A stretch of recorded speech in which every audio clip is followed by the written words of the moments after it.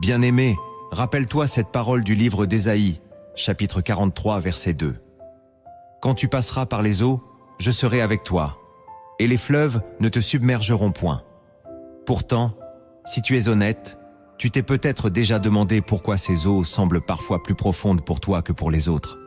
Pourquoi ceux qui cherchent Dieu de tout leur cœur traversent-ils les tempêtes les plus violentes?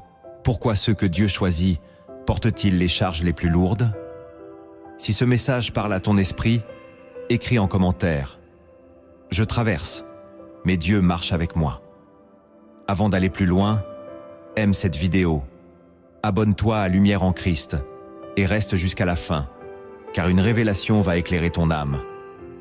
Aujourd'hui, nous allons comprendre ensemble pourquoi les élus de Dieu affrontent des épreuves que beaucoup n'auraient jamais la force de porter. Depuis les premières pages des Écritures, nous voyons que ceux que Dieu choisit ne sont jamais épargnés par l'épreuve. Abraham a dû quitter sa terre sans savoir où il allait, comme le raconte le livre de la Genèse, chapitre 12. Joseph a traversé la trahison et la prison avant le palais. Moïse a connu le désert avant la délivrance d'Israël. Même Jésus-Christ, avant d'entrer dans son ministère public, fut conduit au désert pour être tenté, selon l'évangile de Matthieu, chapitre 4. Cette réalité traverse toute la Bible. L'élection s'accompagne d'une formation. Pourtant, dans le monde actuel, beaucoup interprètent la difficulté comme un signe d'abandon divin, alors que l'Écriture enseigne dans l'Épître aux Hébreux, chapitre 12, verset 11, que la discipline produit un fruit paisible de justice pour ceux qui ont été exercés par elle. L'épreuve n'est donc pas une contradiction de l'appel, mais souvent sa confirmation. Il y a des combats que tu n'expliques pas, des larmes que tu caches, des saisons qui semblent te dépasser, et pourtant, rien n'est sans sens dans le royaume. Lorsque Dieu pose son regard sur un élu, chaque épreuve devient un chemin préparé. Pour comprendre ta propre histoire, découvrons ensemble chaque raison céleste que le Seigneur révèle. La première raison céleste qui explique pourquoi les élus de Dieu portent les épreuves les plus difficiles est que le Seigneur creuse en eux une profondeur spirituelle que rien dans ce monde ne peut produire, car Dieu ne peut bâtir haut sans d'abord creuser profondément. Et c'est pour cela que les élus passent par des vallées que d'autres n'affrontent jamais, ainsi que le dit le psaume 34, verset 19. Le malheur atteint souvent le juste, mais l'Éternel l'en délivre toujours, rappelant que la délivrance n'annule pas l'épreuve, mais la sanctifie.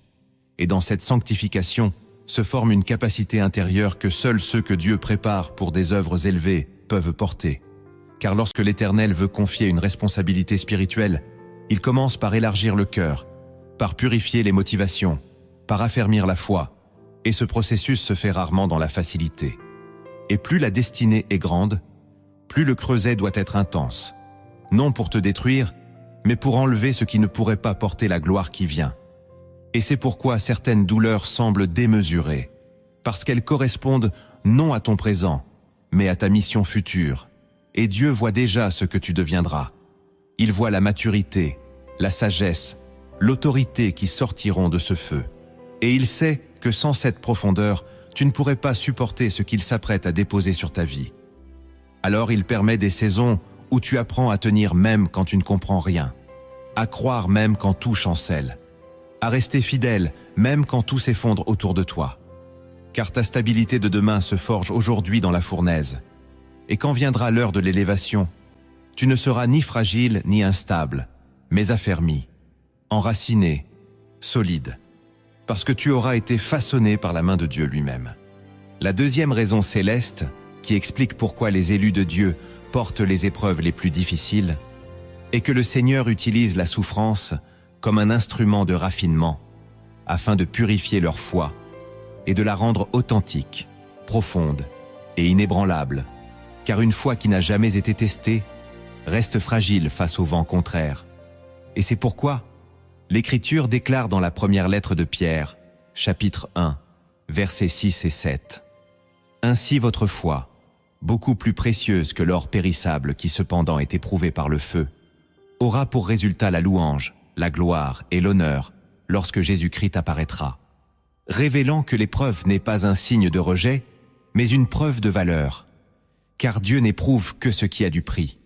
Et lorsque tu traverses une saison où tout semble vaciller, où tes certitudes sont secouées et où tes prières semblent suspendues dans le silence, ce n'est pas pour t'abandonner, mais pour purifier ce qui doit l'être, pour détacher ton cœur des appuis humains, pour affiner ta confiance, pour faire passer ta foi d'une simple conviction intellectuelle à une dépendance vivante et totale envers lui.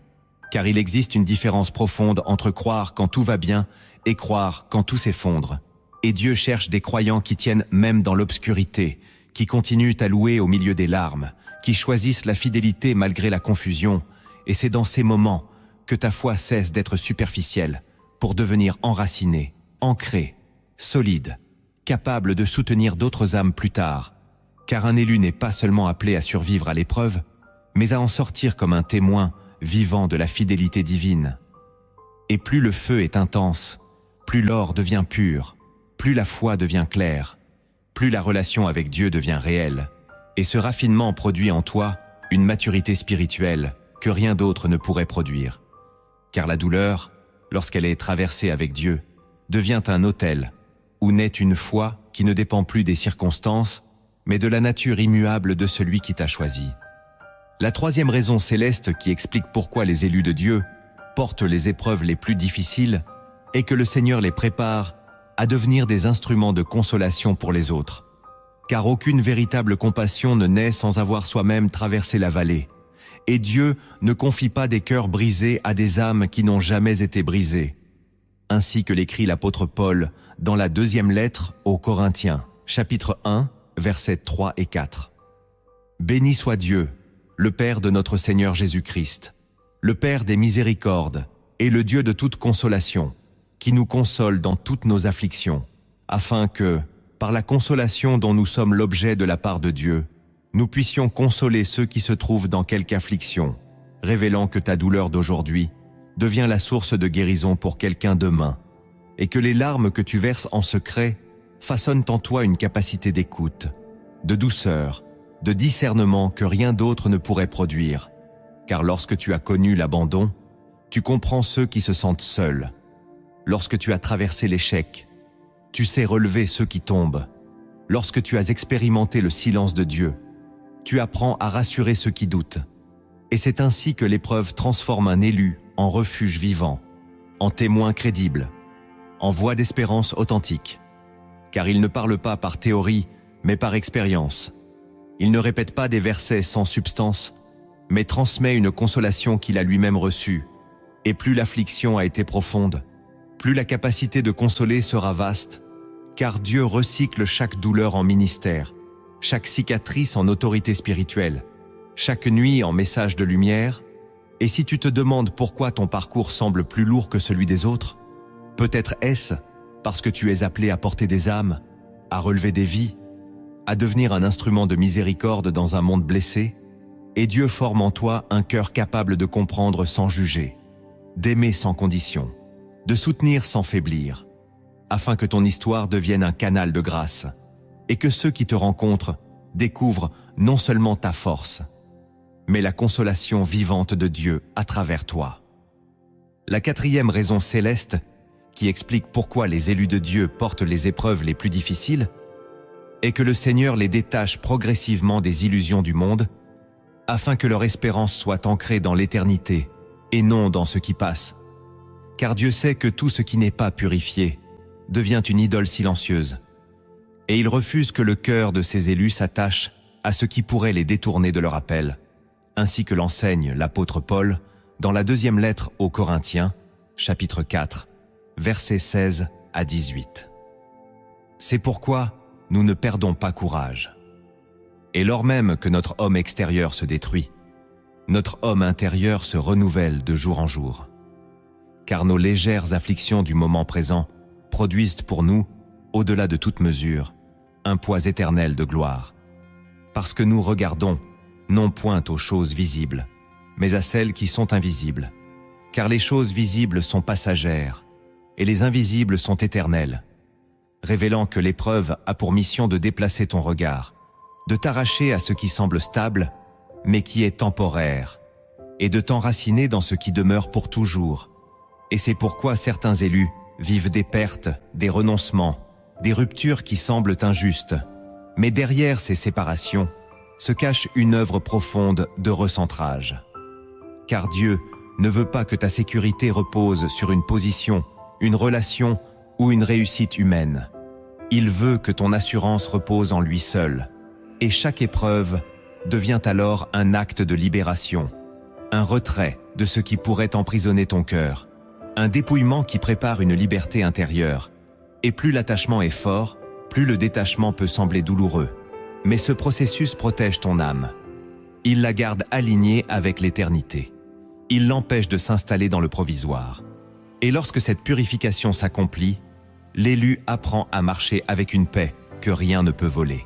Car il sait que tout ce qui est en Dieu demeure, et que ce qui a été retiré n'était qu'un passage, une étape, une ombre face à la lumière éternelle qui l'attend.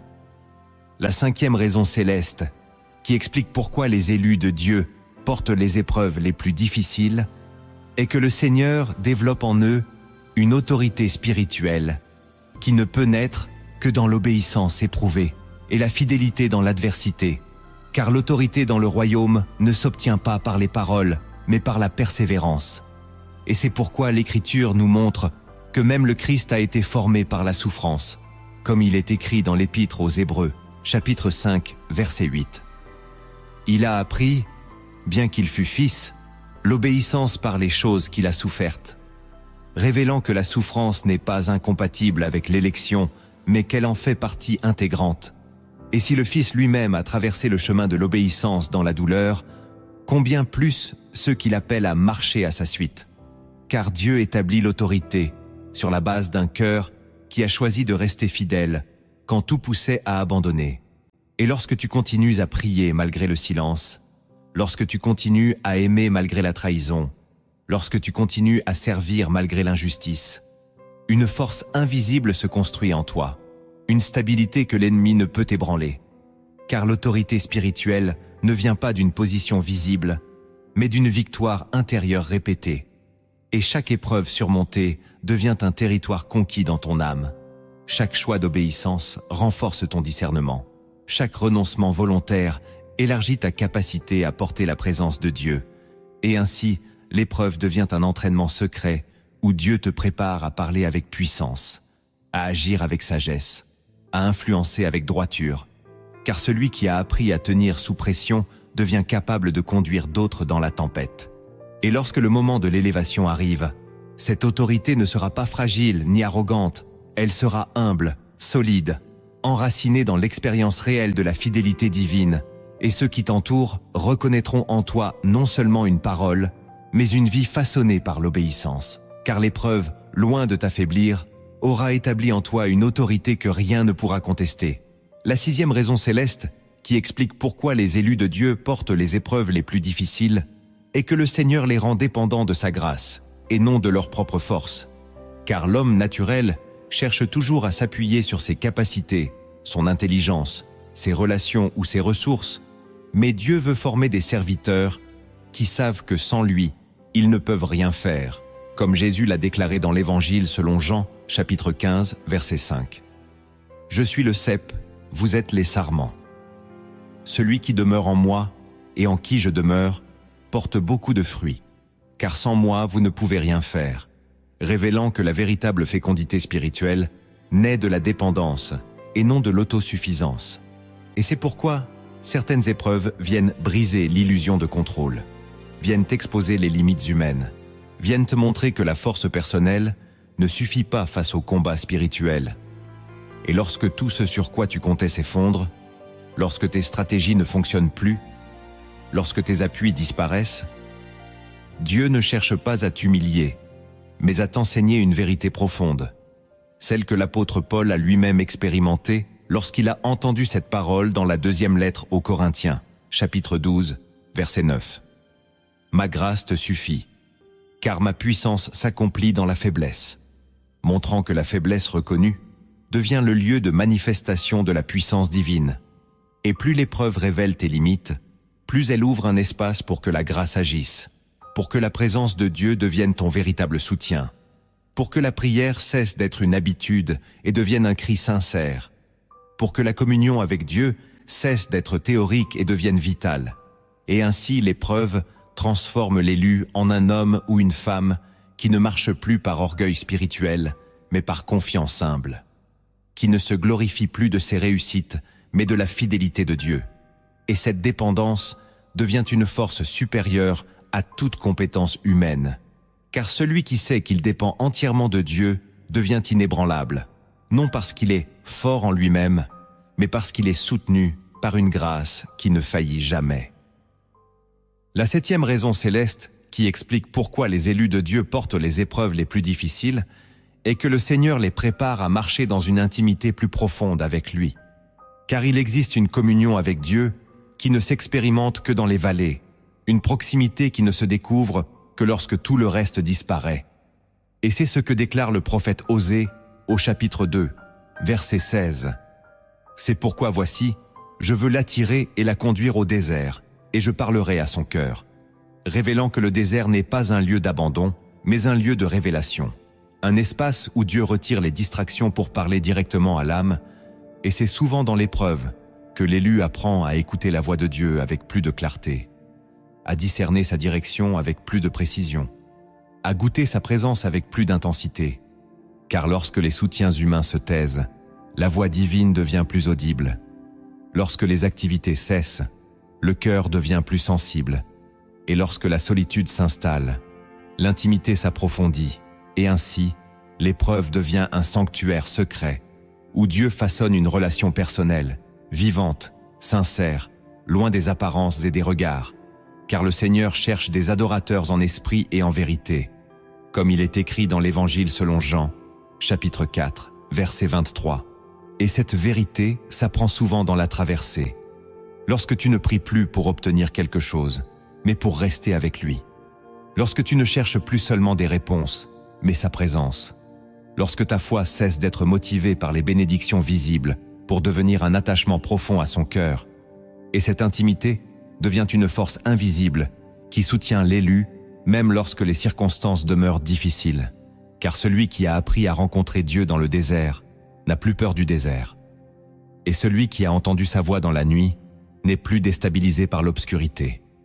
Et ainsi, l'épreuve devient le lieu où l'élu découvre que la plus grande bénédiction n'est pas l'absence de difficultés, mais la présence fidèle de Dieu au milieu d'elle. La 8e raison céleste qui explique pourquoi les élus de Dieu portent les épreuves les plus difficiles est que le Seigneur les rend capables de discerner ce qui vient réellement de lui et ce qui ne vient pas de lui. Car le discernement spirituel ne s'acquiert pas dans la facilité, mais dans l'expérience.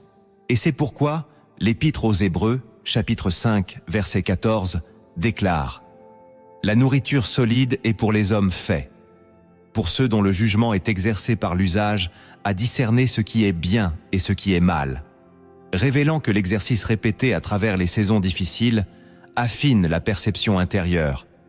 Et lorsque tu traverses des situations complexes, des décisions douloureuses, des incompréhensions profondes, ton esprit apprend à reconnaître la voix de Dieu au milieu du bruit, à distinguer la direction divine des impulsions émotionnelles, à séparer la vérité des illusions.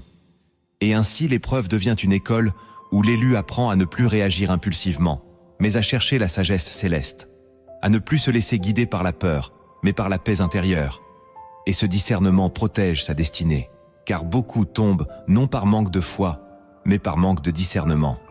Et Dieu préfère former un cœur patient, attentif, sensible à sa direction, plutôt qu'un cœur précipité.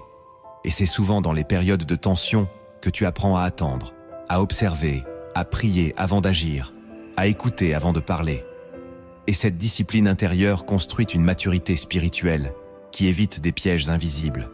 Car l'élu appelé à influencer d'autres vies doit savoir distinguer la lumière de l'ombre, la vérité du mensonge, l'opportunité authentique de la distraction séduisante. Et chaque épreuve devient alors un entraînement, un affinement, une répétition, où Dieu ajuste ton regard et affine ton ouïe spirituelle, afin que lorsque viendront des choix décisifs, tu sois capable de reconnaître sa volonté avec assurance. Et ce discernement devient une bénédiction, non seulement pour toi, mais pour ceux qui te suivent, car une vie guidée par la clarté spirituelle devient un phare stable au milieu des tempêtes du monde. La 9e raison céleste qui explique pourquoi les élus de Dieu portent les épreuves les plus difficiles est que le Seigneur fortifie en eux une persévérance capable de résister jusqu'à l'accomplissement de la promesse. Car beaucoup reçoivent une parole, mais peu tiennent assez longtemps pour en voir la manifestation. Et c'est pourquoi l'apôtre Jacques écrit dans son épître chapitre 1, verset 12 « Heureux l'homme qui supporte patiemment la tentation.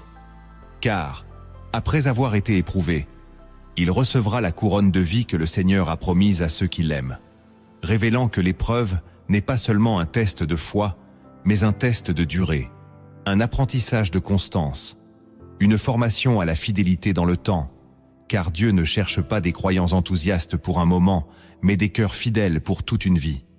Et l'épreuve devient alors un terrain où l'élu apprend à continuer malgré la fatigue, à persévérer malgré les retards, à espérer malgré les apparences contraires.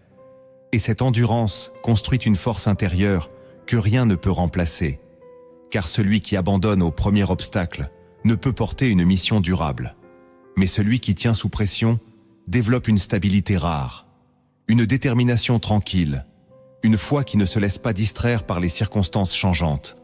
Et plus la promesse est grande, plus la période d'attente peut sembler longue, non pour décourager, mais pour élargir la capacité de recevoir, car l'attente purifie les motivations, révèle les intentions profondes, détache des ambitions égoïstes, et lorsque la persévérance a accompli son œuvre, l'élu n'est plus seulement désireux de la bénédiction, il est prêt à la gérer avec maturité, et cette constance devient un témoignage vivant pour ceux qui observent, car ils voient non une réussite soudaine, mais une fidélité prolongée, non un succès rapide, mais une marche continue avec Dieu. Et ainsi l'épreuve enseigne à aimer Dieu, non pour ce qu'il donne immédiatement, mais pour ce qu'il est éternellement. Et cette persévérance transforme l'attente en formation, et la formation en accomplissement. La 10e raison céleste qui explique pourquoi les élus de Dieu portent les épreuves les plus difficiles est que le Seigneur manifeste à travers eux sa gloire, d'une manière que la facilité ne pourrait jamais révéler. Car la puissance de Dieu se rend visible là où la fragilité humaine aurait dû échouer. Et c'est pourquoi l'apôtre Paul déclare dans la 2e lettre aux Corinthiens, chapitre 4, verset 7. « Nous portons ce trésor dans des vases de terre, afin que cette grande puissance soit attribuée à Dieu et non pas à nous, montrant que la faiblesse apparente de l'élu devient le théâtre de la force divine. Et lorsque tu traverses des situations qui dépassent tes capacités, des saisons qui excèdent ton endurance naturelle, ce n'est pas pour t'exposer à la honte, mais pour permettre à la fidélité de Dieu de se manifester avec éclat. Car si tout venait de ta compétence, la gloire te reviendrait. Mais lorsque tu tiens alors que tu aurais dû tomber, lorsque tu avances alors que tout semblait bloqué, lorsque tu restes debout malgré les pressions, ceux qui t'entourent reconnaissent qu'une force supérieure agit en toi, et cette reconnaissance glorifie le Seigneur, car l'épreuve devient une scène où la grâce parle plus fort que la faiblesse, où la lumière brille plus intensément dans l'obscurité, ainsi que Jésus l'a enseigné dans l'Évangile selon Matthieu, chapitre 5, verset 16. Que votre lumière luise ainsi devant les hommes, afin qu'ils voient vos bonnes œuvres, et qu'ils glorifient votre Père qui est dans les cieux, révélant que la lumière n'est pas destinée à rester cachée, mais à rayonner. Et ce rayonnement est souvent le fruit d'une fidélité silencieuse au milieu des combats, car plus la nuit est sombre, plus l'éclat est visible. Et les élus deviennent des preuves vivantes que Dieu soutient, relève et accomplit ses promesses. Non parce qu'ils étaient les plus forts, mais parce qu'ils ont accepté d'être des instruments, des vases disponibles, façonnés par l'épreuve. Et lorsque la gloire se manifeste, elle ne magnifie pas l'homme, mais le Dieu qui l'a porté à travers chaque tempête, transformant chaque douleur en témoignage et chaque cicatrice en lumière pour les générations à venir. Après avoir compris les raisons célestes visibles derrière tes épreuves, il est temps d'aller plus loin, car certaines réalités demeurent cachées au regard superficiel. Il existe des vérités profondes que seuls ceux qui traversent le feu découvrent. Approchons-nous maintenant des révélations plus secrètes des Écritures, là où l'épreuve révèle des mystères insoupçonnés. La première vérité cachée des Écritures, qui éclaire pourquoi les élus traversent les épreuves les plus lourdes est que l'opposition spirituelle augmente proportionnellement à l'appel reçu. Car l'ennemi ne combat pas ce qui est insignifiant, mais ce qui menace son influence. Et c'est pourquoi l'apôtre Paul déclare dans la première lettre aux Corinthiens, chapitre 16, verset 9. « Car une porte grande et d'un accès efficace m'est ouverte, et les adversaires sont nombreux, révélant que l'ouverture divine s'accompagne souvent d'une résistance intense. Et si tu observes que plus tu t'approches de Dieu, plus les obstacles semblent se multiplier. Ce n'est pas une contradiction, mais une confirmation. Car toute avancée spirituelle perturbe l'équilibre des ténèbres, et l'élu devient alors une cible non parce qu'il est faible, mais parce qu'il est appelé à porter une lumière qui dérange. Et cette réalité demeure cachée à beaucoup, car ils interprètent l'opposition comme un signe d'erreur, alors qu'elle peut être la preuve d'un positionnement juste. Et lorsque Jésus lui-même a commencé son ministère, l'Évangile selon Matthieu, chapitre 4, nous montre qu'il fut conduit dans le désert pour être tenté, non parce qu'il avait failli, mais parce qu'il entrait dans l'accomplissement de sa mission. Et cette séquence révèle un principe profond du royaume, à savoir que l'épreuve précède souvent l'expansion, que la confrontation annonce l'avancement, et que la pression précède la percée. Et si tu vis une intensification des combats, peut-être est-ce parce qu'une porte est sur le point de s'ouvrir, parce qu'un territoire spirituel est sur le point d'être conquis, parce qu'une influence est en train de naître. Et Dieu permet cette confrontation non pour te décourager, mais pour te fortifier, afin que ton autorité ne soit pas fragile, afin que ta victoire ne soit pas accidentelle, afin que ta foi soit ancrée dans l'expérience réelle du combat et de la délivrance. Car lorsque tu apprends à résister, comme l'enseigne Jacques au chapitre 4, verset 7, « Résistez au diable, et il fuira loin de vous. » Tu découvres que l'épreuve n'était pas un mur, mais un champ d'entraînement. Et cette vérité transforme ta perception. Car tu ne vois plus l'opposition comme une malédiction, mais comme un indicateur que ton appel porte du poids dans le monde spirituel. La deuxième vérité cachée des Écritures qui éclaire pourquoi les élus portent des épreuves plus lourdes est que Dieu utilise la pression pour révéler ce qui est réellement dans le cœur. Car tant que tout est favorable, les intentions demeurent invisibles. Mais lorsque la difficulté survient, la vérité intérieure apparaît. Et c'est ce que montre le livre du Deutéronome, chapitre 8, verset 2. « Souviens-toi de tout le chemin que l'Éternel, ton Dieu, t'a fait faire pendant ces 40 années dans le désert, afin de t'humilier et de t'éprouver pour savoir ce qu'il y avait dans ton cœur, révélant que l'épreuve n'est pas seulement dirigée vers l'extérieur, mais vers l'intérieur, car Dieu cherche à former un cœur pur, aligné, sincère, et non simplement un croyant performant. Et lorsque les circonstances deviennent difficiles, tu découvres si ta fidélité dépend des bénédictions ou de la relation, si ton engagement repose sur les résultats ou sur l'amour. Et cette révélation peut être douloureuse, mais elle est salvatrice, car elle permet à Dieu de corriger, d'ajuster, de purifier ce qui doit l'être avant l'élévation. Et beaucoup interprètent l'épreuve comme une punition, alors qu'elle est parfois un miroir, un dévoilement nécessaire, une lumière posée sur des zones que l'on ignorait. Et lorsque cette lumière agit, elle ne condamne pas, mais transforme. Car Dieu expose pour guérir et révèle pour restaurer. Et plus l'appel est grand, plus le cœur doit être stable, car une position élevée avec un cœur instable devient dangereuse. Et c'est pourquoi le Seigneur préfère tester avant d'exalter, purifier avant d'établir, corriger avant de confier. Et cette vérité cachée change ta perspective. Car tu comprends que certaines difficultés sont des diagnostics spirituels, des ajustements divins, des formations intérieures qui te préparent à porter plus sans te perdre. Et lorsque tu acceptes cette œuvre, tu cesses de fuir l'épreuve et tu commences à demander à Dieu ce qu'il veut révéler en toi. Et cette attitude ouvre la porte à une croissance authentique, car un cœur examiné par Dieu devient un cœur affermi. Et un cœur affermi devient capable de porter la destinée, sans se détourner du chemin. La troisième vérité, cachée des Écritures qui éclaire pourquoi les élus traversent des épreuves plus intenses, est que Dieu permet parfois le silence, afin d'apprendre à ses serviteurs à marcher par la foi, et non par les sensations. Car il existe une maturité spirituelle qui ne dépend plus des signes visibles, mais de la confiance intérieure. Et c'est ce que déclare l'apôtre Paul dans la 2e lettre aux Corinthiens, chapitre 5, verset 7. « Car nous marchons par la foi et non par la vue, révélant que la foi véritable s'exerce précisément lorsque la vue ne confirme rien, lorsque les réponses tardent, lorsque les prières semblent suspendues dans le ciel. » Et cette expérience peut sembler déroutante, car l'élu habitué à sentir la présence de Dieu doit apprendre à croire même quand il ne ressent plus rien. Et ce silence n'est pas un abandon, mais une transition vers une foi plus profonde. Car tant que la relation repose sur l'émotion, elle demeure fragile. Mais lorsqu'elle s'enracine dans la conviction intérieure, elle devient stable. Et l'Écriture montre que même Job a traversé une saison où il ne percevait plus la clarté divine. Pourtant, il a pu déclarer dans le livre de Job, chapitre 13, verset 15, « Voici, il me tuera. Je n'ai rien à espérer.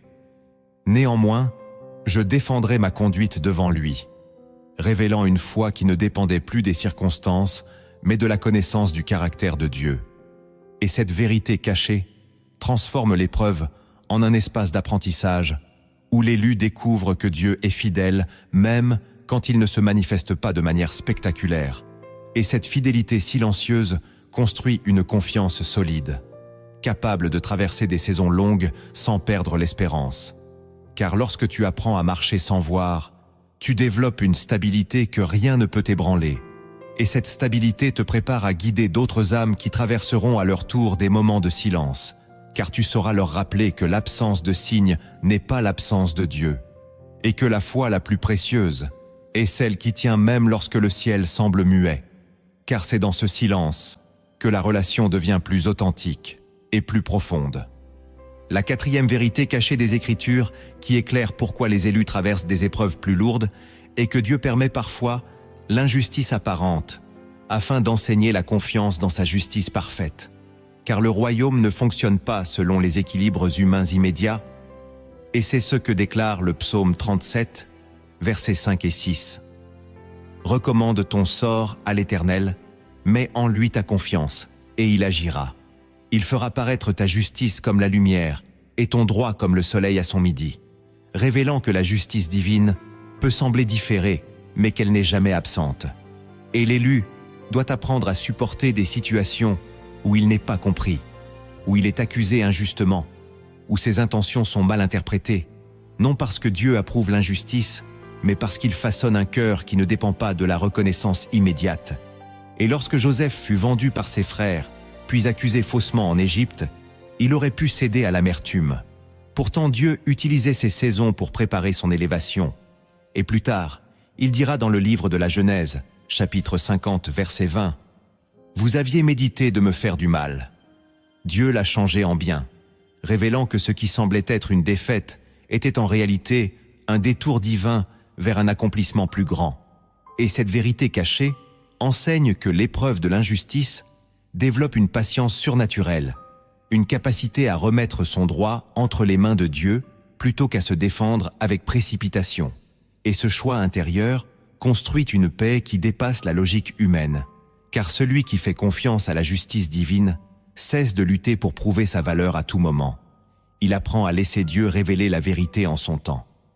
Et cette attitude protège son cœur de l'amertume, car l'amertume détruit la destinée plus rapidement que l'injustice elle-même. Et lorsque l'élu traverse cette formation, il sort avec une maturité rare, capable d'aimer sans condition et de pardonner sans calcul, car il sait que Dieu voit tout, qu'il rétablit tout et qu'aucune injustice ne peut annuler ce qu'il a décrété. La 5e vérité, cachée des Écritures qui éclaire pourquoi les élus portent des épreuves plus intenses, est que Dieu forme en eux une humilité profonde, afin de préserver leur cœur lorsqu'ils seront élevés. Car l'élévation sans humilité conduit à la chute. Et c'est pourquoi l'Écriture déclare dans le livre des Proverbes, chapitre 16, verset 18. « L'orgueil précède la ruine, et l'arrogance précède la chute, révélant que Dieu protège ses élus non seulement contre les attaques extérieures, mais contre les dangers intérieurs. Et l'un des dangers les plus subtils est l'orgueil spirituel, cette illusion silencieuse qui peut naître lorsque la faveur divine commence à se manifester. Et c'est pourquoi certaines épreuves viennent briser l'autosuffisance, viennent rappeler la dépendance, viennent empêcher le cœur de s'attribuer ce qui appartient à Dieu. Et même l'apôtre Paul a reconnu cette protection lorsqu'il écrit dans la 2e lettre aux Corinthiens, chapitre 12, verset 7. Et pour que je ne sois pas enflé d'orgueil, à cause de l'excellence de ces révélations, il m'a été mis une écharde dans la chair, montrant que ce qui semblait être une faiblesse était en réalité une sauvegarde spirituelle, une barrière contre la corruption intérieure. Et cette vérité demeure cachée à beaucoup, car ils prient uniquement pour la délivrance, sans comprendre que certaines limitations temporaires les préservent d'une chute plus grave. Et lorsque l'élu accepte cette œuvre divine, il apprend à marcher avec reconnaissance plutôt qu'avec prétention, avec gratitude plutôt qu'avec supériorité. Et cette humilité devient une force puissante, car elle attire la grâce, ainsi que le dit l'épître de Jacques, chapitre 4, verset 6. Dieu résiste aux orgueilleux, mais il fait grâce aux humbles, révélant que l'humilité n'est pas une faiblesse, mais une clé d'accès à la faveur divine. Et lorsque l'épreuve a produit cette qualité intérieure, l'élu peut être élevé sans être détruit par son propre succès, car son cœur demeure aligné, conscient que tout vient de Dieu et retourne à Dieu, et cette conscience protège sa destinée sur le long terme. Si ce message résonne en toi, partage cette vidéo avec quelqu'un qui traverse une saison difficile et qui a besoin de comprendre que derrière la pression se cache une formation divine.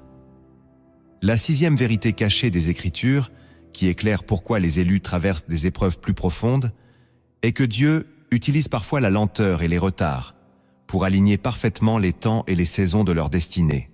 Car le royaume ne fonctionne pas selon l'impatience humaine, mais selon un calendrier éternel. Et c'est ce que déclare l'Ecclésiaste, chapitre 3, verset 11. « Il fait toutes choses belles en son temps », révélant que la beauté finale dépend du moment choisi par Dieu, et non de la précipitation du cœur. Et lorsque l'élu voit des portes se fermer, des projets ralentir, des promesses sembler suspendues, il peut croire qu'il est en train de perdre du terrain, alors qu'en réalité, il est en train d'être positionné correctement, car Abraham a dû attendre longtemps avant de voir la promesse d'Isaac s'accomplir. Et cette attente a façonné sa confiance, l'a détaché de ses propres stratégies, l'a conduit à s'appuyer entièrement sur la fidélité divine. Et cette vérité cachée enseigne que le retard n'est pas toujours un refus, mais souvent une préparation invisible, un ajustement des circonstances, une synchronisation des événements que l'élu ne peut pas percevoir sur le moment.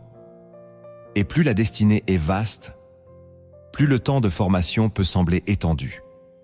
Car Dieu prépare non seulement la personne, mais aussi l'environnement, les relations, les opportunités qui devront s'aligner. Et l'Écriture nous rappelle dans le livre d'Habacuc, chapitre 2, verset 3.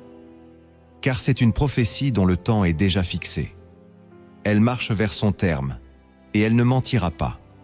Si elle tarde, attends-la, car elle s'accomplira certainement. » Montrant que l'attente fait partie du processus, et que l'élu doit apprendre à demeurer fidèle, même lorsque la promesse semble différer.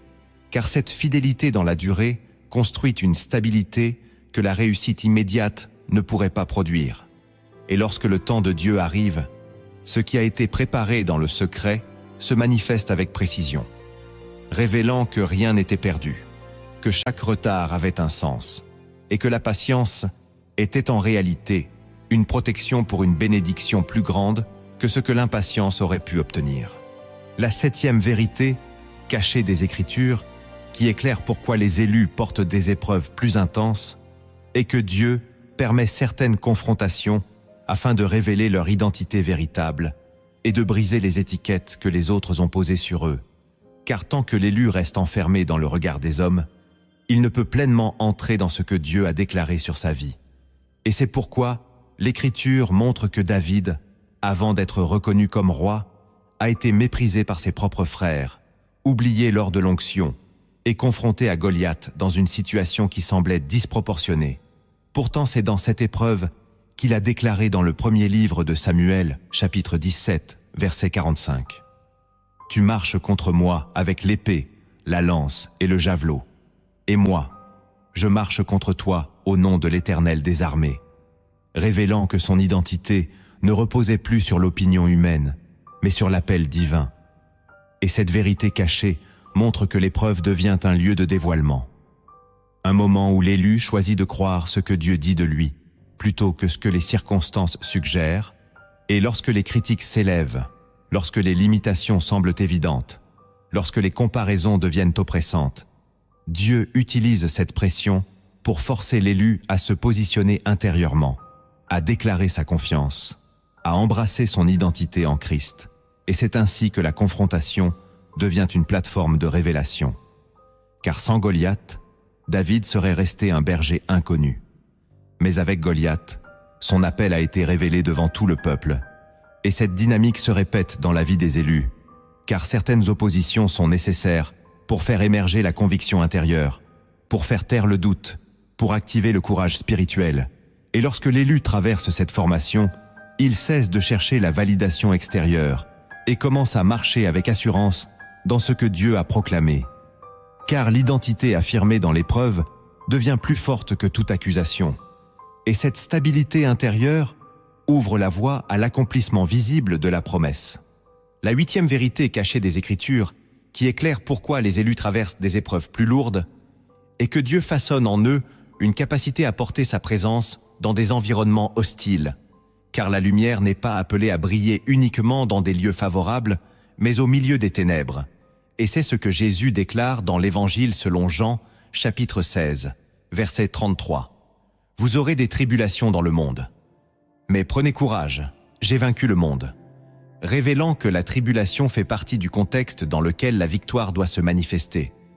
Et lorsque l'élu est placé dans des situations difficiles, dans des milieux où la foi n'est pas honorée, où les valeurs du royaume sont contestées, Dieu ne l'a pas abandonné mais positionné, car la présence divine en lui devient une influence silencieuse, un témoignage vivant.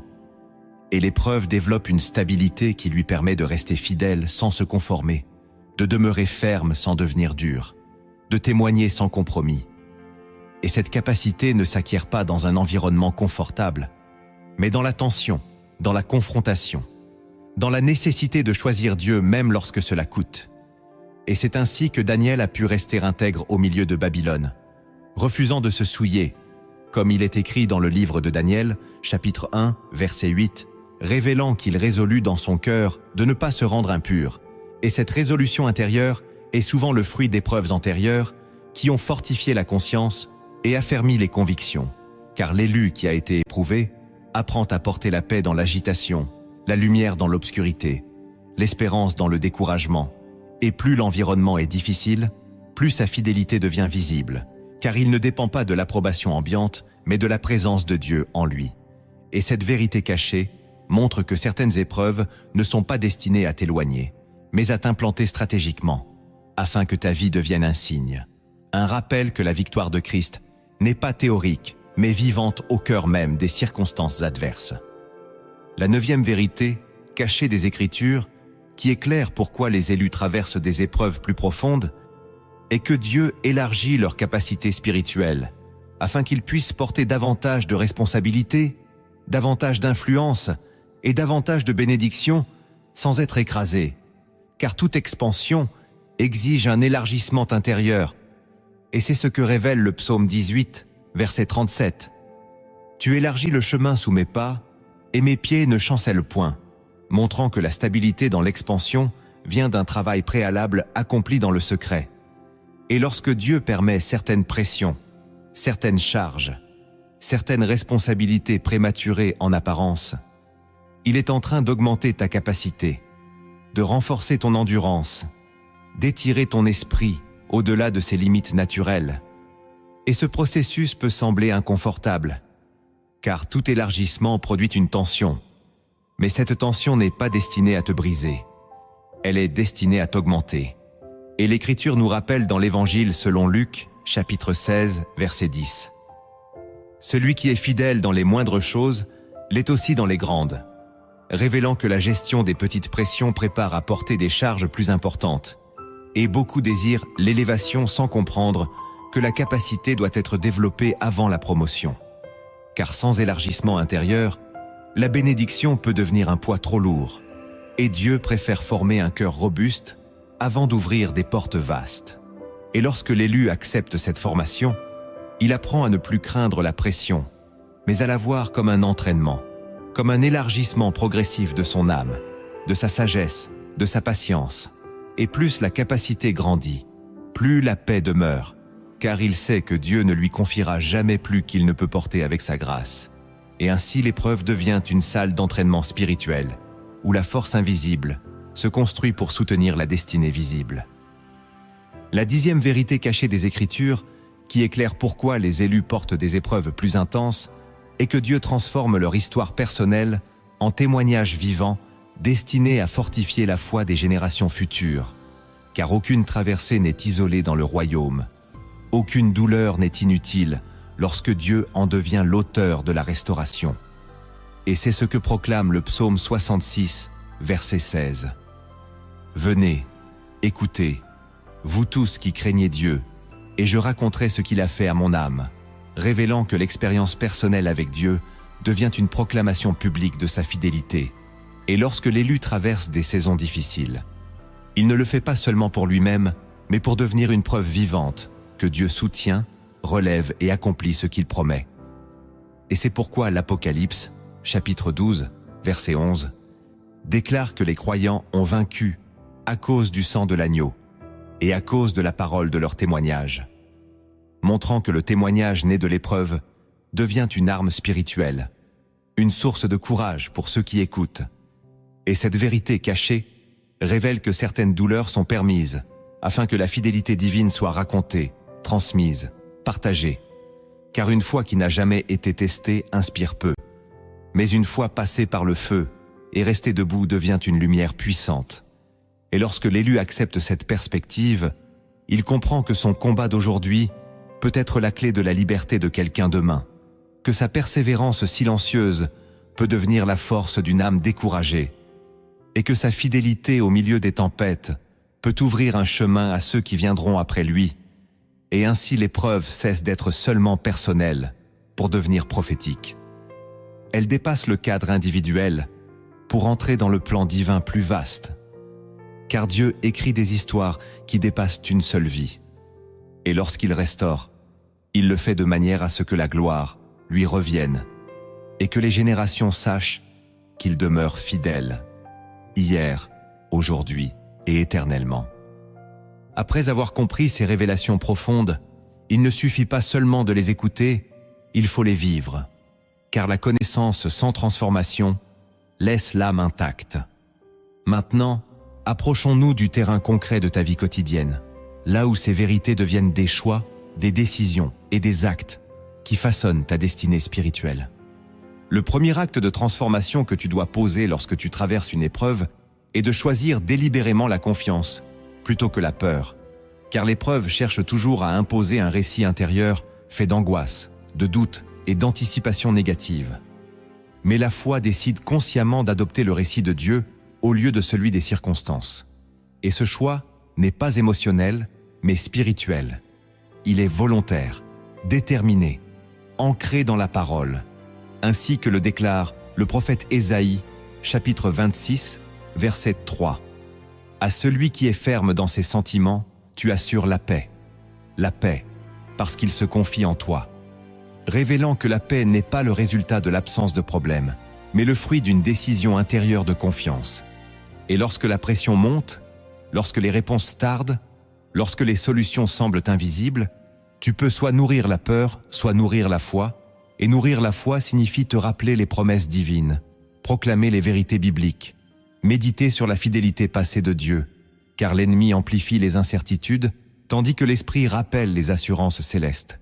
Et ce choix répété construit une stabilité intérieure, car plus tu choisis la confiance, plus ton cœur s'apaise, et cette paix devient un témoignage puissant au milieu du chaos, car elle montre que ta sécurité ne dépend pas des circonstances, mais du caractère immuable de Dieu. Et concrètement, cela signifie que lorsque la crainte tente d'envahir ton esprit, tu réponds par la prière. Lorsque l'inquiétude surgit, tu la remplaces par la déclaration de la parole. Lorsque le découragement s'installe, tu choisis de louer même sans ressentir. Et cette discipline spirituelle transforme progressivement ton regard, car tu ne vois plus l'épreuve comme une menace, mais comme une opportunité de manifester ta confiance en Dieu. Et plus tu pratiques cette confiance, plus elle devient naturelle, plus elle devient forte, jusqu'à ce que ton âme apprenne à se reposer même au cœur de la tempête. Car celui qui choisit la confiance active la paix promise, et cette paix protège son cœur, fortifie son esprit et prépare le terrain pour les interventions divines qui viennent toujours au moment opportun. Le deuxième acte de transformation que tu dois poser lorsque l'épreuve s'intensifie est de sanctifier ta bouche et de transformer tes paroles en semences de vie, plutôt qu'en écho de découragement. Car l'épreuve met une pression particulière sur ce que tu déclares. Et ce que tu répètes finit par façonner ton atmosphère intérieure, ainsi que le révèle le livre des Proverbes, chapitre 18, verset 21. La mort et la vie sont au pouvoir de la langue. Quiconque l'aime en mangera les fruits, montrant que tes paroles ne sont pas neutres. Elles construisent ou détruisent. Elles affermissent ou affaiblissent. Et lorsque la difficulté s'installe, la tentation est grande de parler selon la peur, de répéter les scénarios négatifs, d'annoncer la défaite avant même le combat. Mais l'élu appelé à la maturité choisit de parler selon la promesse, plutôt que selon la pression.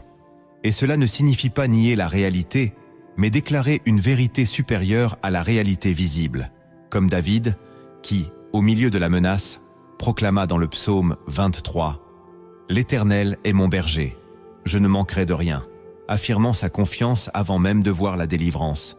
Et concrètement, sanctifier ta bouche signifie refuser de t'accorder avec le découragement, éviter les paroles d'amertume, bannir les déclarations de fatalité et remplacer ces expressions par des proclamations enracinées dans l'Écriture, car chaque déclaration alignée avec la parole renforce ton esprit, réoriente ton cœur et invite la paix à demeurer. Et plus tu disciplines tes paroles, plus ton atmosphère change, car la louange ouvre des portes invisibles. La gratitude attire la faveur et la proclamation des promesses stabilise l'âme. Et ce choix quotidien transforme progressivement ta manière de traverser l'épreuve, car tu ne parles plus comme quelqu'un qui subit, mais comme quelqu'un qui avance avec Dieu. Et ainsi ta bouche devient un instrument de foi, un canal de lumière, un rappel constant que la situation n'a pas le dernier mot, car la parole de Dieu, proclamée avec conviction, produit en toi une force que la peur ne peut dominer et une espérance que rien ne peut étouffer.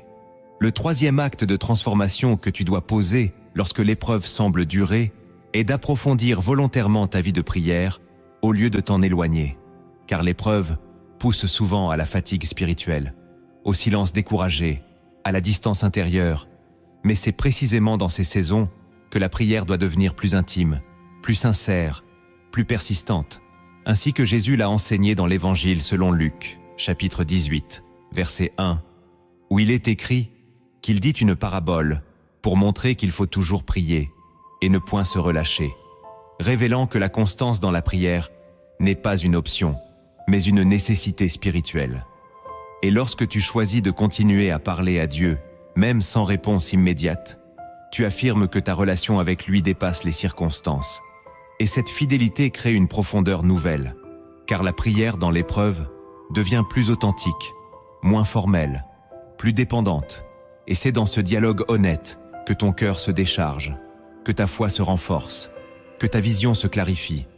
Et l'apôtre Paul nous rappelle dans la lettre aux Philippiens, chapitre 4, versets 6 et 7.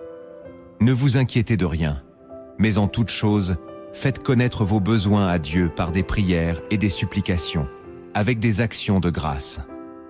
Et la paix de Dieu, qui surpasse toute intelligence, gardera vos cœurs et vos pensées en Jésus-Christ. » Montrant que la prière n'élimine pas toujours immédiatement la difficulté, mais elle protège l'intérieur, elle garde l'esprit stable, elle empêche la peur de dominer. Et concrètement, cela signifie que tu consacres du temps malgré la fatigue, que tu parles à Dieu avec vérité plutôt qu'avec façade, que tu lui exposes tes inquiétudes sans masque, que tu persévères même lorsque tu ne ressens rien.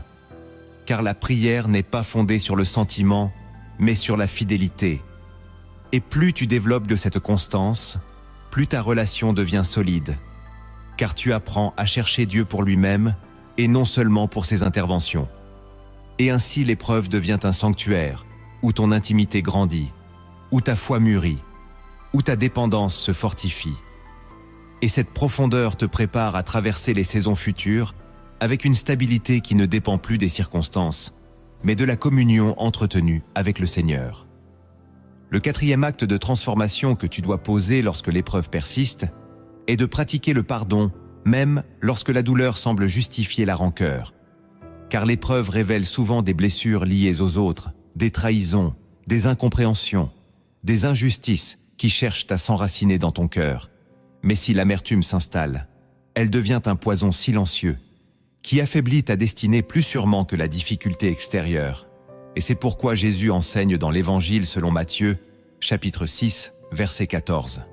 « Si vous pardonnez aux hommes leurs offenses, votre Père céleste vous pardonnera aussi. » Montrant que le pardon n'est pas une option émotionnelle, mais une décision spirituelle qui libère l'âme. Et pardonner ne signifie pas approuver le mal ni nier la souffrance, mais refuser de laisser l'offense définir ton avenir. Car lorsque tu choisis de relâcher la dette, tu récupères ta paix. Tu fermes la porte à la colère persistante. Tu empêches l'ennemi d'exploiter la blessure. Et l'apôtre Paul ajoute dans l'épître aux Éphésiens, chapitre 4, versets 31 et 32, que toute amertume, toute animosité, toute colère disparaissent du milieu de vous. Soyez bons les uns envers les autres, compatissants, vous pardonnant réciproquement, comme Dieu vous a pardonné en Christ, révélant que le pardon est un acte d'imitation du caractère divin. Et concrètement, cela signifie que tu refuses d'entretenir les pensées de vengeance, que tu cesses de répéter intérieurement l'offense, que tu choisis de remettre la justice entre les mains de Dieu plutôt que de la porter toi-même. Et ce choix peut sembler difficile, mais il produit une liberté profonde, car le pardon coupe les chaînes invisibles. Il restaure la clarté intérieure, il protège ton cœur pour l'avenir. Et plus tu pratiques cette décision, plus tu découvres que la paix retrouvée vaut davantage que la satisfaction de garder rancune. Et ainsi, l'épreuve devient une opportunité de ressembler davantage à Christ, non seulement dans la souffrance, mais dans la grâce, manifestée au milieu de la souffrance. Le cinquième acte de transformation que tu dois poser lorsque l'épreuve te semble injuste ou incompréhensible est de développer une discipline de gratitude, même au milieu de la douleur, car la reconnaissance ne nie pas la difficulté, mais elle repositionne ton regard. Et l'Écriture déclare dans la première lettre aux Thessaloniciens, chapitre 5, verset 18. « Rendez grâce en toutes choses, car c'est à votre égard la volonté de Dieu en Jésus-Christ. » Révélant que la gratitude n'est pas conditionnée par les circonstances favorables, mais par une conviction spirituelle plus profonde. Et lorsque tu choisis de remercier Dieu, même dans la saison difficile, tu affirmes que sa souveraineté dépasse ta compréhension immédiate. Tu déclares que son plan est plus vaste que ta perception. Et ce choix intérieur protège ton cœur contre le découragement. Car la plainte répétée alourdit l'âme, tandis que la gratitude l'allège. Et concrètement, cela signifie que tu apprends à reconnaître les petites preuves de fidélité au milieu de la tempête. Que tu remercies pour la force de tenir, pour la présence qui demeure, pour les leçons apprises, pour la croissance invisible qui s'opère. Et cette attitude transforme progressivement ton atmosphère intérieure. Car plus tu pratiques la reconnaissance, plus ton esprit s'ouvre à la paix, plus ton regard se détache du problème pour s'attacher à la promesse. Et la gratitude devient alors un acte de foi actif, une déclaration que Dieu agit même lorsque tu ne vois pas encore le résultat final. Et cette posture attire une perspective nouvelle, car celui qui rend grâce apprend à discerner la main de Dieu dans les détails, à voir la formation au lieu de la frustration, à percevoir l'œuvre cachée au lieu de se fixer uniquement sur la douleur. Et ainsi l'épreuve cesse d'être uniquement un poids pour devenir aussi un terrain d'apprentissage. Car un cœur reconnaissant demeure stable. Et un cœur stable reste capable de croire que Dieu conduit toute chose vers un accomplissement qui dépassera la saison présente. Écris en commentaire. Je choisis la gratitude même dans l'épreuve. Le sixième acte de transformation que tu dois poser lorsque l'épreuve semble ébranler ton avenir est de continuer à servir fidèlement, même dans les petites choses. Car la tentation dans la difficulté est de se retirer, de suspendre son engagement, d'attendre des jours meilleurs avant d'agir. Mais le royaume fonctionne selon une logique différente. Et Jésus l'a affirmé dans l'Évangile selon Luc, chapitre 16, verset 10. Celui qui est fidèle dans les moindres choses l'est aussi dans les grandes, révélant que la fidélité quotidienne prépare l'élévation future. Et lorsque tu choisis de rester constant dans tes responsabilités, dans ton intégrité, dans ton amour pour les autres malgré ta propre pression, tu démontres que ton engagement envers Dieu ne dépend pas des circonstances favorables. Et cette constance devient une force invisible qui consolide ton caractère, car servir dans l'épreuve développe une maturité que le confort ne produit jamais. Et l'exemple de Joseph illustre cette vérité, car même en prison, il administra avec fidélité, comme le montre le livre de la Genèse, chapitre 39, révélant qu'il servait avec excellence même dans un lieu injuste. Et cette fidélité silencieuse devint la clé de son élévation. Et concrètement, cela signifie que tu continues à honorer tes engagements, que tu ne négliges pas tes responsabilités spirituelles, que tu persévères dans la bonté même lorsque tu n'es pas reconnu. Et cette discipline protège ton cœur de la passivité et du ressentiment, car elle maintient ton esprit actif dans la mission. Et plus tu restes fidèle, plus tu te positionnes pour la saison suivante, car Dieu observe la constance dans l'ombre avant de confier la lumière. Et ainsi l'épreuve devient un terrain d'entraînement, où ton caractère est fortifié, où ta discipline est affermie, où ta loyauté est testée. Et lorsque le moment de l'expansion arrive, tu es déjà prêt, non parce que la difficulté a disparu, mais parce que tu as appris à avancer même lorsque tout semblait ralentir. Et cette fidélité devient la preuve que ton appel n'est pas superficiel, mais enraciné dans une relation authentique avec Dieu. Le 7e acte de transformation que tu dois poser lorsque l'épreuve devient longue et épuisante est de t'ancrer profondément dans la parole de Dieu afin que ta pensée soit renouvelée et que ton espérance demeure vivante, car l'épreuve attaque souvent l'esprit avant d'atteindre les circonstances. Elle cherche à semer le doute, à troubler la perspective, à obscurcir la vision.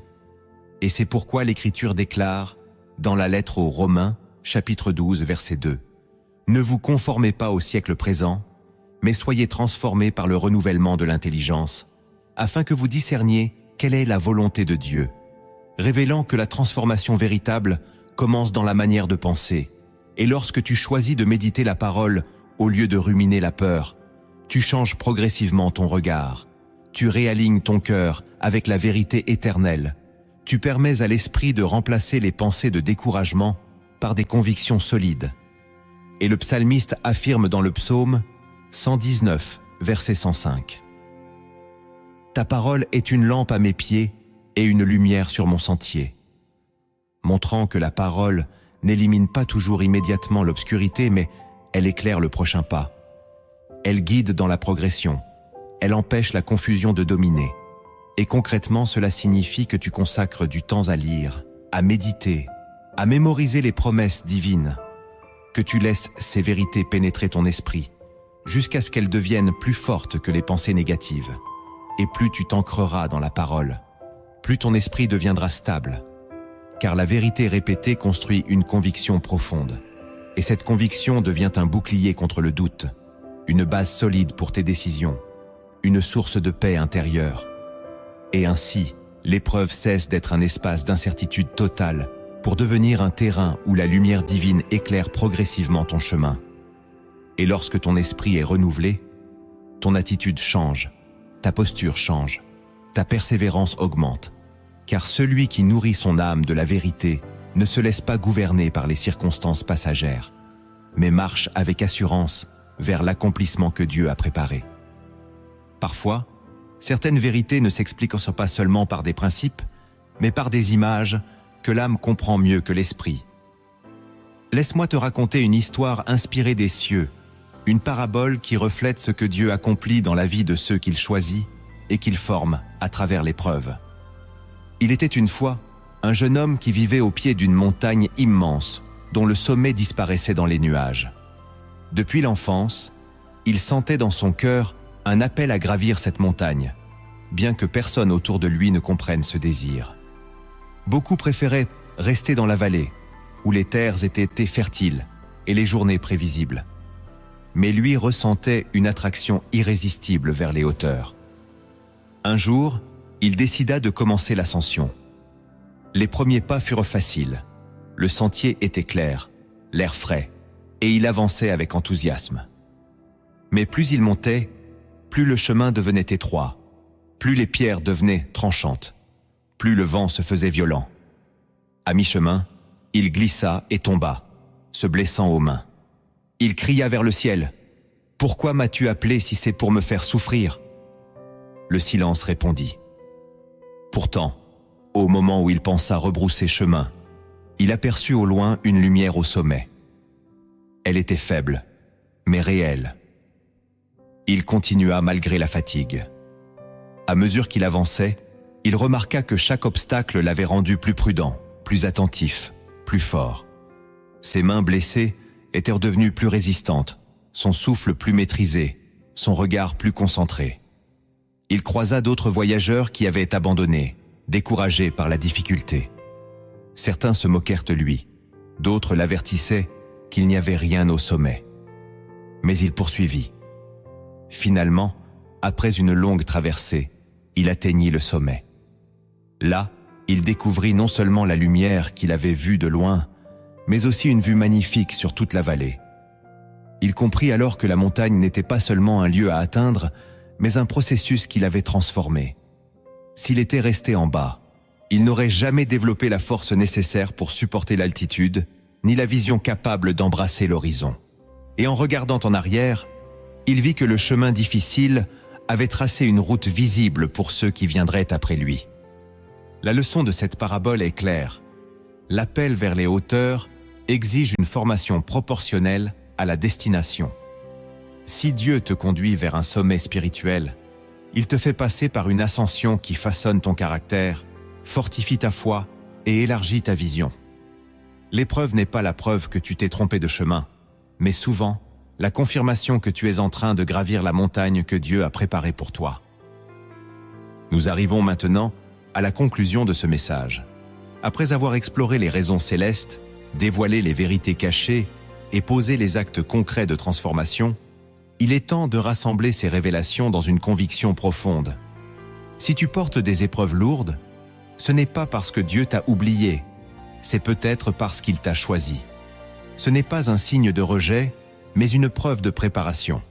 Les élus ne sont pas épargnés par la pression, ils sont formés par elle. Chaque saison difficile façonne une dimension invisible de ton âme. Chaque retard ajuste ton caractère. Chaque confrontation affine ton discernement. Chaque silence approfondit ton intimité avec Dieu. Ce que tu vis aujourd'hui est peut-être le chantier secret de ta destinée de demain. Ne laisse pas la fatigue te faire douter de ton appel. Ne laisse pas la lenteur te faire abandonner la promesse. Si ce message a parlé à ton cœur, partage-le avec quelqu'un qui traverse une vallée et qui a besoin de comprendre que la vallée n'est pas la fin du chemin. Maintenant, entrons dans un temps de prière, non comme un simple rituel, mais comme une déclaration vivante de foi. Ouvre ton cœur et laisse ces paroles devenir les tiennes. Seigneur, maintenant que ton enfant a entendu cette parole, que son cœur s'est ouvert à ta vérité, nous entrons dans un moment sacré. Que cette prière ne soit pas un simple texte écouté, mais une rencontre réelle avec ta présence. Que chaque mot devienne souffle, force et restauration. Père céleste, Dieu fidèle et souverain, tu vois celui ou celle qui écoute en ce moment. Tu connais les combats qu'il ne partage à personne, les larmes versées en silence, les inquiétudes qui tournent dans l'esprit la nuit, les responsabilités qui pèment sur les épaules. Tu vois la fatigue accumulée, les espoirs retardés, les promesses qui semblent suspendues. Aujourd'hui, je viens devant toi pour cette personne, non comme un spectateur mais comme un intercesseur, déclarant que son épreuve n'est pas la fin de son histoire. Tu es le Dieu qui restaure, le Dieu qui relève, le Dieu qui transforme les vallées en chemin d'élévation. Seigneur, fortifie son esprit là où il est affaibli. Là où la peur a tenté de s'installer, viens déposer une paix surnaturelle. Là où le doute a chuchoté des mensonges, viens affirmer ta vérité. Que ta présence remplisse la pièce où il se trouve maintenant. Que ton esprit apaise son cœur, qu'il sente qu'il n'est pas seul, qu'il n'a jamais été seul. Je te prie pour sa santé. Si son corps est fatigué, restaure-le. Si une maladie tente de s'installer, nous déclarons que par les meurtrissures de Christ il y a guérison. Que chaque cellule retrouve l'ordre divin. Que la force revienne progressivement. Que l'énergie soit renouvelée comme l'aigle, selon ta promesse. Je te prie pour ses finances. Là où il y a pression, ouvre des portes. Là où il y a manque, envoie provision. Donne-lui sagesse pour gérer, discernement pour décider, faveur pour avancer. Que les blocages se brisent, que les dettes diminuent, que les opportunités alignées avec ta volonté apparaissent au bon moment. Je te prie pour sa famille. S'il y a tension, apporte la réconciliation. S'il y a distance, restaure les liens. S'il y a incompréhension, donne douceur et dialogue. Protège ses enfants, ses parents, son foyer. Que sa maison devienne un lieu de paix et non de guerre. Je te prie pour ses projets, ceux qui sont encore cachés dans son cœur, ceux qu'il n'ose pas partager. Donne-lui courage pour avancer. Donne-lui discipline pour persévérer.